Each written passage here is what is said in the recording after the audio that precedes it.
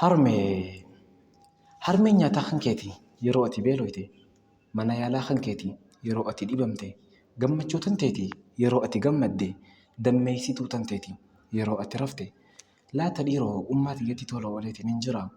Yaa Rabbi yaa Allah, ummaa tiyyaa fi ummaa nama amiin je'etillee warra jannataati irraa godhi. Laata ni jaalattaa yaa akhil muslim, laata ni jaalattaa ummaa tanteetii gara ibiddaa deemtu, gara jahannam deemtu arguu yeroo ati gara jannataa deemtu guyyaa qiyaamadhaa. Dhagahi izan yaa namna daawwachaa jirtu, ummaa tantee dhaqqabi osoo isin addunyaarra jirtu, osoo yeroon hin dabarre. Aqiidaa rasuulaa barsiisuudhaan alayhi salaatu wassalaam.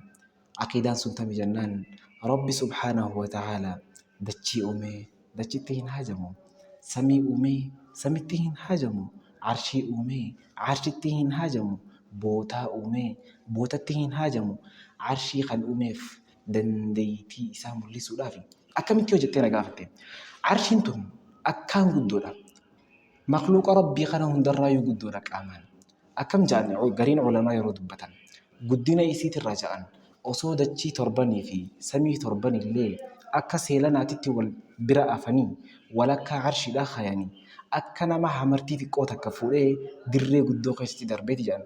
Rabbi subhaanahu wa ta'aalaa arshii guddoo tana wanni uumeef maaliif jennaan dandeettii isaa mul'isuufi malee iddoo rataa godhatuudhaafi miti. Duba aqiidaan rasuulaa alayhi salaatu wassalaam tanaadha.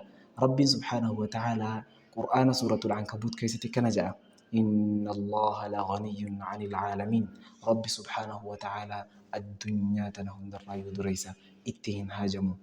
والسلام عليكم ورحمة الله.